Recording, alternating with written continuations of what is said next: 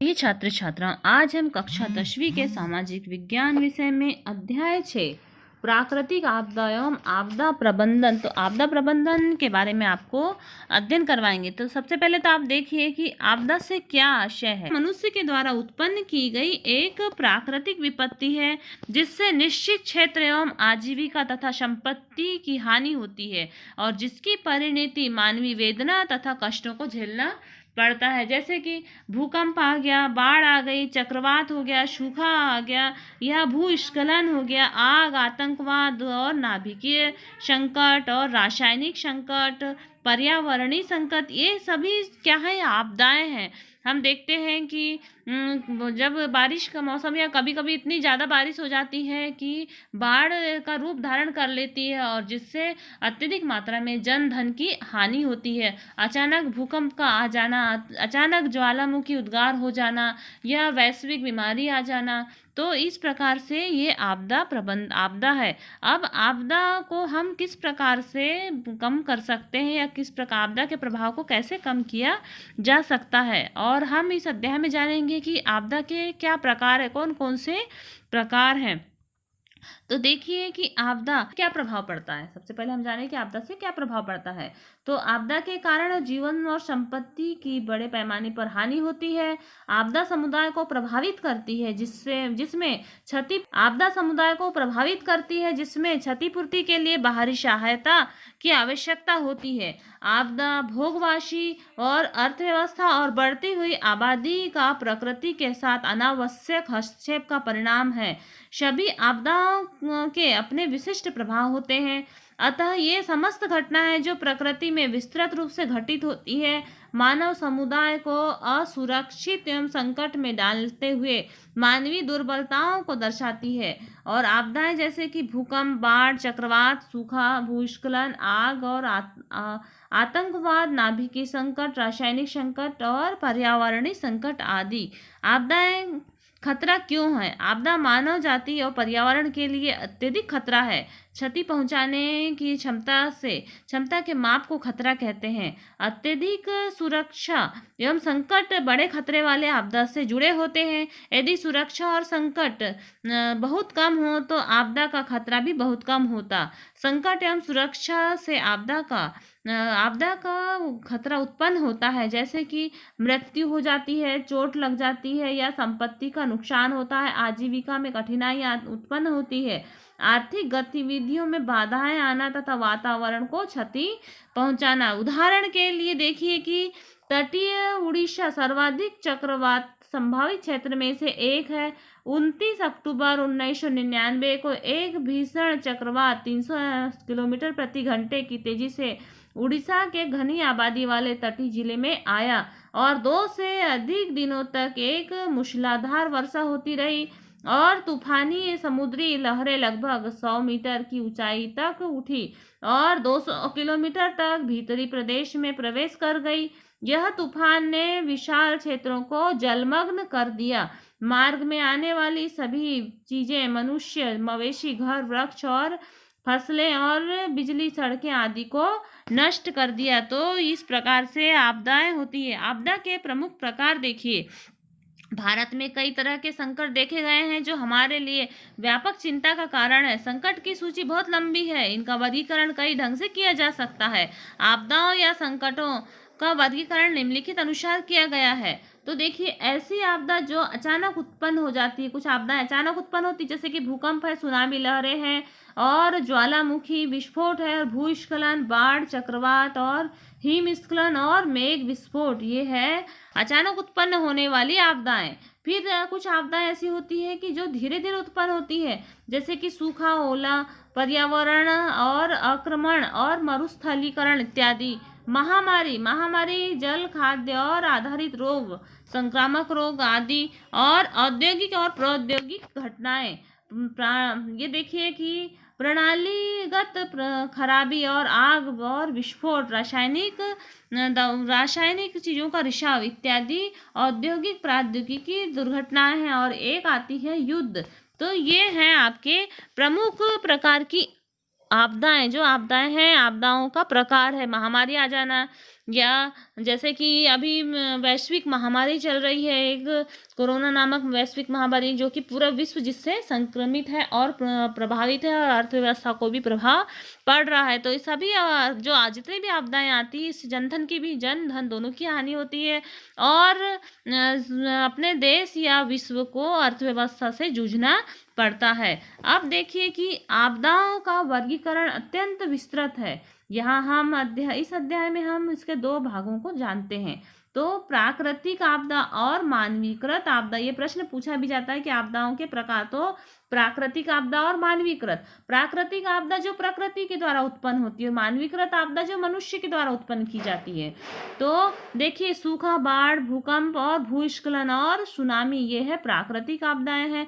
ये समस्त घटनाएं हैं जो प्रकृति में विस्तृत रूप से घटित होती है, जिनका प्रभाव विनाशकारी होता है। और मानवीकृत आपदा आणविक और जैविक, रासायनिक, बम विस्फोट और प्राकृतिक आपदाएं या संकट। मानवीकृत आपदा वे संकट है जो मानवीय महत्वाकांक्षा और प्रयासों से संबंधित है, और इन प्रयासों के प्रभाव विनाशकारी होते हैं। इस प्रकार से प्राकृतिक और मानवीकृत आपदाओं के बारे में आपने जाना। अब देखिए प्राकृतिक आपदा। तो प्राकृतिक आपदाओं के कौन कौन से प्रकार है। तो प्राकृतिक आपदा में आता है सूखा आपदा, बाढ़ आपदा, भूकंप आपदा, स्खलन आपदा और सुनामी आपदा। और मानवीकृत आपदाओं में आता है आणविक और जैविक, रासायनिक विस्फोट और आग, सड़क, हवाई दुर्घटनाएं, महामारी, ये सब मानवीकृत आपदाओं के अंतर्गत आते हैं। अब प्राकृतिक आपदा में देखिए सूखा आपदा, निरंतर पड़ने वाले सूखे का एक प्रमुख एक आपदा हो चुकी है, जो मानवीय चिंता का प्रमुख विषय है। हमारे देश में बहुत कम ऐसे क्षेत्र हैं जहां सूखा की समस्या का सामना नहीं करना पड़ता। किसी भी क्षेत्र में होने वाली सामान्य वर्षा 25 सेंटीमीटर या उससे ज्यादा कम होने पर औसतन सूखा की स्थिति आ जाती है। तो प्रश्न कभी पूछा भी जाता है कि कितने प्रतिशत कम वर्षा होती है, तो वो सूखा क्षेत्र कहलाता है। तो 25% या उससे कम।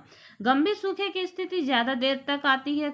गंभीर सूखे की स्थिति में हम सब कहते हैं कि अब या तो वर्षा 50% से अधिक या कम हो, पर दोनों वर्षों तक निरंतर सूखे की परिस्थिति बनी रहती है। तो ये है सूखा आपदा। सिंचाई आयोग ने 1972 की एक रिपोर्ट के अनुसार देश में वे क्षेत्र जहां औसत वार्षिक वर्षा 75 सेंटीमीटर से कम हो, साथ ही कुल वार्षिक वर्षा का सामान्य प्रतिशत 25% से कम हो, तो वो सूखाग्रस्त क्षेत्र कहलाता है।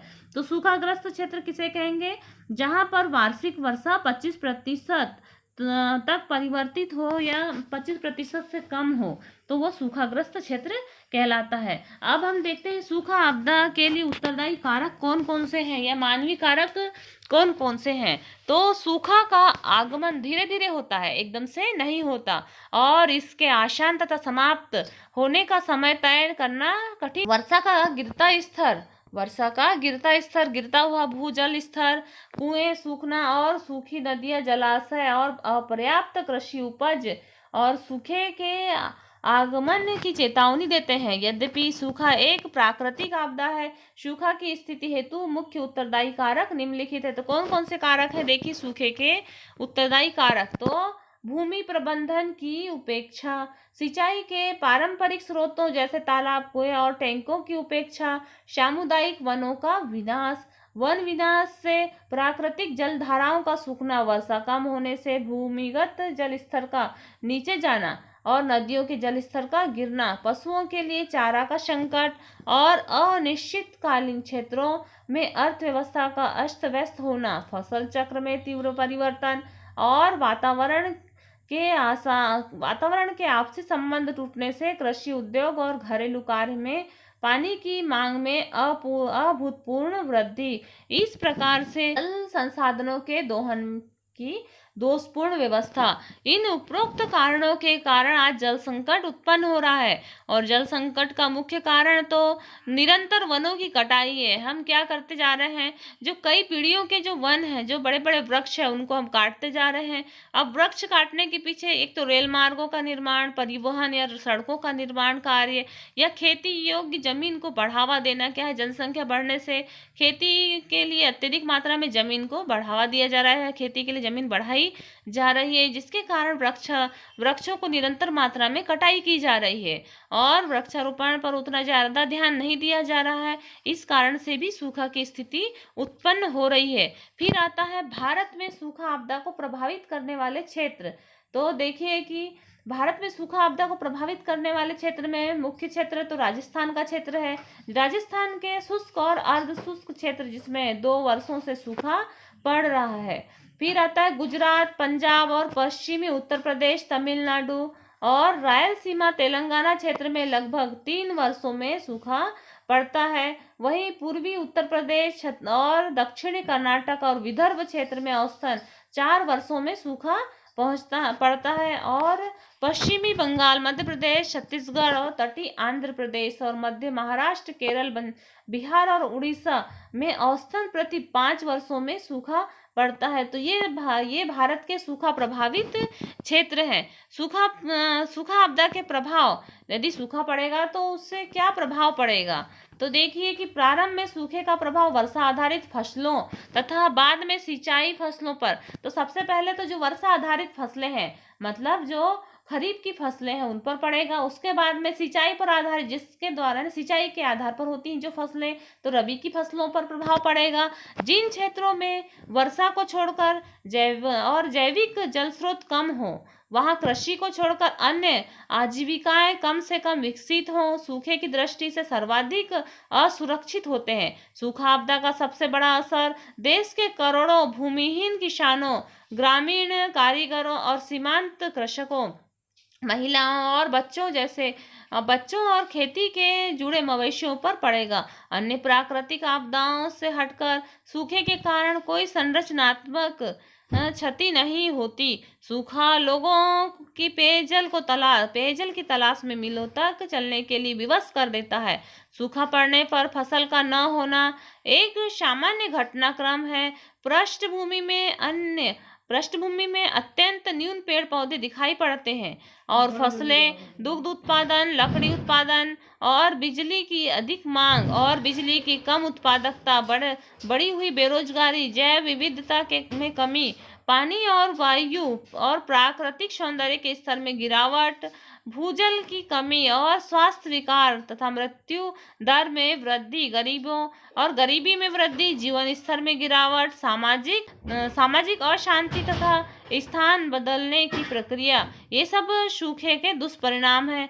हमने देखा कि सूखा आपदा के दुष्परिणाम को कम करने के उपाय बताइए। सूखा की दृष्टि से किसी क्षेत्र की असुरक्षा में के बीच संतुलन की गणना करिए। सूखे की स्थिति पर निगरानी रखी जानी चाहिए और निगरानी रखने का उपाय है कि वर्षा की स्थिति, जलाशयों और झीलों, नदियों में पानी की उपलब्धता पर दृष्टि रखना और समाज के विभिन्न क्षेत्रों में पानी की मौजूदा मांग के साथ तुलना करना और जल संग्रह को बढ़ावा देना। जल आपूर्ति बढ़ाने के लिए घरों और किसानों के खेतों में वर्षा के पानी को संग्रहण करने से उपलब्ध पानी की मात्रा बढ़ जाती है। सभी खेतों में बह रहे जल को एक स्थान से पर इकट्ठा किया जाना चाहिए।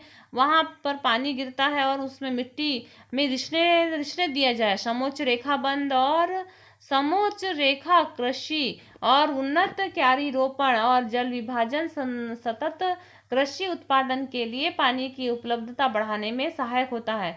सिंचाई सुविधाओं का विस्तार, सूखे से असुरक्षा को कम करना और आजीविका आयोजन के संदर्भ में सूखे के प्रभाव को कम करने के लिए खेती से हटकर रोजगार के अवसर बढ़ाना और सामुदायिक वनों से गैर काष्ठ वन उपज संग्रह करना, बकरियां पालना और बढ़ई का काम आदि शामिल किया जाता है। इस प्रकार से सूखा के प्रभाव को कम किया जा सकता है और सूखा किस प्रकार से पड़ता है और किस किस क्षेत्रों में पड़ता है, इसके बारे में हमने जाना। आने वाले वीडियो में हम बाढ़ प्रभावित क्षेत्रों के बारे में अध्ययन करेंगे। लगातार आप इन वीडियो को देखिए और अपनी पढ़ाई जारी रखिए, और लगातार इन वीडियो को देखने के लिए चैनल को सब्सक्राइब कीजिए, लाइक करें, शेयर करें और बेल आइकन दबाएं, ताकि जो भी वीडियो डाले जाएं उनकी नोटिफिकेशन आप तक तुरंत पहुंच जाए। धन्यवाद।